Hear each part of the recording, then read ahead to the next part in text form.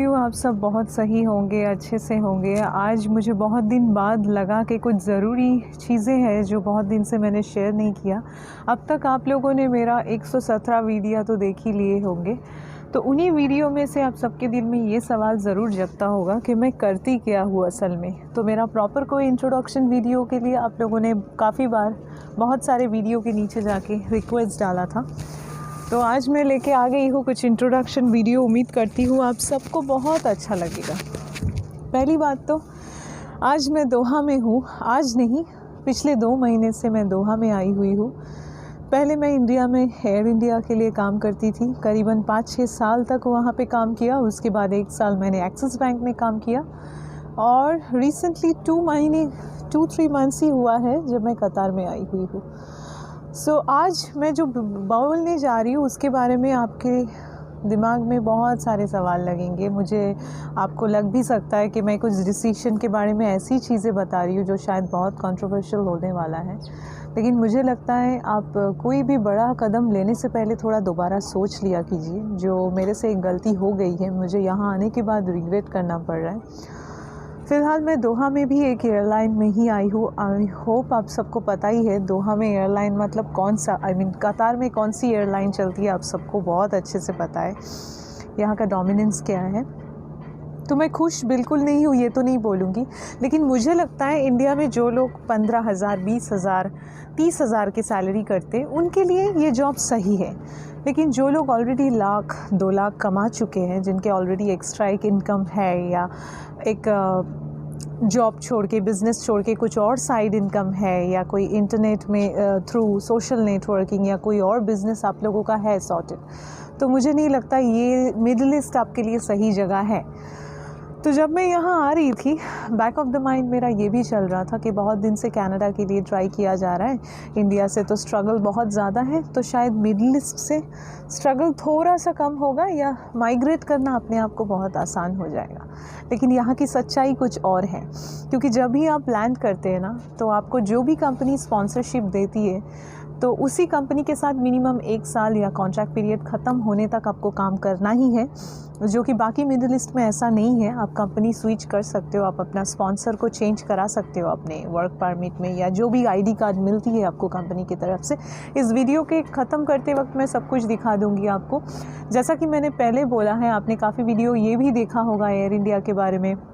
मैं बोलती थी जिन लड़कियां आज भी ख्वाब देखते हो कि फ़्लाइट अटेंडेंट बन जाओगे, प्लीज़ थोड़ा सा रिसर्च एंड डेवलपमेंट कर लेना, क्योंकि आपको पता ही होगा फ़्लाइट अटेंडेंट बनना शायद बहुत किसी के लिए आसान नहीं है, और बहुत किसी के लिए शायद ऐसे ही फर्स्ट जॉब में ही फ़्लाइट अटेंडेंट बन गए और 10 साल 20 साल वहीं पे गुजर गए। तो मेरे साथ भी कुछ ऐसा ही हुआ था। मैंने जस्ट इंटरव्यू दिया और मेरा सिलेक्शन प्रोसेस इजीली हो गया था। तो होने के बाद नॉर्मली 5 साल कब बीत गया, और जब आप फ़्लाइंग करते हो आपको टाइम का पता नहीं लगता है, क्योंकि आप पूरे दिन फ़्लाइंग में बिज़ी रहते हो। आपका कोई प्रॉपर स्केड्यूल नहीं होता है, आपके दोस्त नहीं बनते, आपके दोस्त के ऑफ़ उस टाइम पे नहीं होता है जब आपका ऑफ़ हो रहे होते, क्योंकि यहाँ पे सैटरडे संडे बोल के कुछ नहीं है। फ़्लाइंग प्रोफेशन के लिए मैं बात कर रही हूँ। यहाँ पे कोई हॉलीडेज़ नहीं है, यहाँ पे कोई बर्थडे नहीं आता, एनिवर्सरी नहीं आता। आपको खुद के लिए टाइम बहुत कम मिलेंगे। कभी आप ब्रेकफास्ट किसी और शहर में कर रहे होंगे, कहीं आप डिनर किसी और शहर में कर रहे होंगे, तो ये सब चीज़ों का मसला यहाँ पे है। तो फ़्लाइट अटेंडेंट बनने से पहले प्लीज़ थोड़ा सा रिसर्च कर लो। जो लोग बहुत ही ज़्यादा इमोशनल हो, फैमिली के साथ अटैच्ड हो, जो घर से बाहर नहीं आना चाहते हो, प्लीज़ उनके लिए ये जॉब बिल्कुल नहीं है। मैं तो बिल्कुल सजेस्ट नहीं करूँगी। और जो लोग ऑलरेडी इंडिया में अच्छे नौकरी कर रहे हो, वो छोड़ के आने के बारे में बिल्कुल मत सोचना। हालांकि आप सबको पता है पिछले 2 साल में कोरोना ने सबको काफ़ी मज़े चखाए हैं, जॉब वालों को, बिज़नेस वालों को। तो उनमें से मैं भी एक हूँ। मेरा भी जॉब लॉस हुआ था, तब मैं बैंकिंग में अपना इंडस्ट्री बदल लिया था। तो जब मैं बैंकिंग में बदला, मुझे लगा थोड़ा सा चैलेंजिंग होगा, बहुत सारी चीज़ें हैं शायद मैं नहीं कर पाऊँगी। लेकिन पहला 2 महीने में ही मैंने इतना अच्छा परफॉर्मेंस किया था, तो मेरे मैनेजर, ब्रांच हेड जो भी थे, तो वो बहुत खुश थे।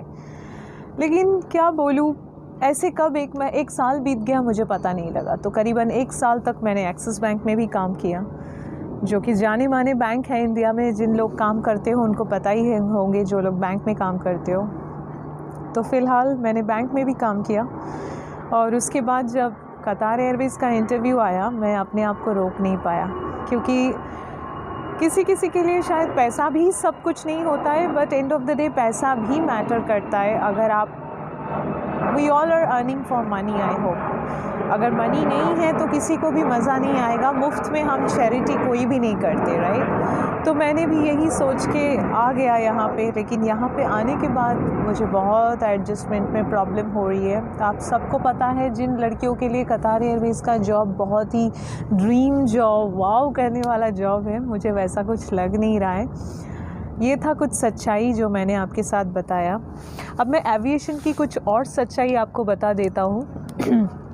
जैसे कि आप सबको, चलिए दिखाती नहीं हूँ क्योंकि कुछ कुछ कंपनी का ऐसा रेगुलेशंस है आप जहाँ पे दिखा नहीं सकते। तो ऐसा समझने की ज़रूरत, भूल से भी गलती मत करना कि आप एयरलाइंस में जा रहे हो तो आपका सैलरी बहुत हाइक होने वाला है, नहीं होगा। ये इंडिया में भी नहीं होता है। आप एक बेसिक सैलरी ले जाते हो, आपका एक फ्लाइंग अलाउंस होता है, आपका एक एयरपोर्ट स्टैंड बाई अलाउंस होता है। यही सब में हमारा सैलरी, स्पेशली फ्लाइंग अलाउंस में आपका ज़्यादा मिलता है, क्योंकि आप जितने घंटे फ्लाई कर रहे हो उस हिसाब के ऊपर आपका पैसा आता है। तो मेरा भी कुछ ऐसा ही था और पैसा कुछ अच्छा खासा मिलता था, ये नहीं बोलूँगी नहीं मिलता था। लेकिन जब पेंडेमिक आया, ऐसा भी दिन आ गया है, ऐसा भी महीने बीता है जब हम लोगों ने सिर्फ 90,000 20,000 बीइंग अ एयरलाइन क्रू, काफ़ी डिडक्शन हुई है सैलरी में। इनफैक्ट अभी भी चल रहा है, एयरलाइन के लिए अभी भी सही टाइम नहीं चल रहा है। तो जो भी लोग, आप लोग ग्रेजुएशन करके सोच रहे हो एविएशन को एज अ कैरियर चूज़ करोगे, तो थोड़ा सा संभल के, देख के, सोच के, डेवलपमेंट करके, रिसर्च करके तभी करना। क्योंकि एयरलाइन कैरियर, जो मैंने पेंडेमिक में सीखा है, एयरलाइन कैरियर कभी भी सॉर्टेड नहीं है। अब काफ़ी सालों से मैं उसी में काम किया, तो मुझे जाना उसी में था क्योंकि मेरा एक्सपीरियंस उसी में है। हालांकि बैंकिंग बहुत अच्छा लगा, अभी तो रिग्रेट करती ज़रूर हूँ, बट वो एक डेस्क जॉब था तो मुझे वो मज़ा नहीं आता था, क्योंकि काफ़ी सालों से घूम घूम के, हम लोगों में इंडस्ट्री में कहावत है, once a crew always a crew, तो मुझे वही चीज़ यहाँ खींच लाया। तो इसी के लिए मैं आज यहाँ पे हूँ, और दिल से बोलूँगी तो खुश नहीं हूँ। जब पहले मैं आया था, मुझे भी सब कुछ बहुत ही लग रहा था, इतना जल्दी कैसे बन गया एयरपोर्ट एंट्री पास, इतना जल्दी कैसे कंपनी आईडी बन गया, इतना जल्दी कैसे सब कुछ हो गया। पर जो भी बोलो, सब कुछ होने के बाद कहीं ना कहीं आपको लगेगा कि आप फैमिली से दूर हो। यहाँ से आप व्हाट्सएप कॉल डायरेक्टली नहीं कर सकते, क्योंकि VPN बोल के एक एप्लीकेशन है जो आपको इंस्टॉल करना होता है, और वो इंस्टॉल करने के बाद भी हमेशा कॉल बहुत स्मूथ नहीं जाता है, बहुत प्रॉब्लम होती है कनेक्शन में। तो फैमिली की तरफ से आप एक तरफ़ा बोल ही सकते हो कि थोड़ा बहुत आपका डिस्कनेक्ट हो सकता है।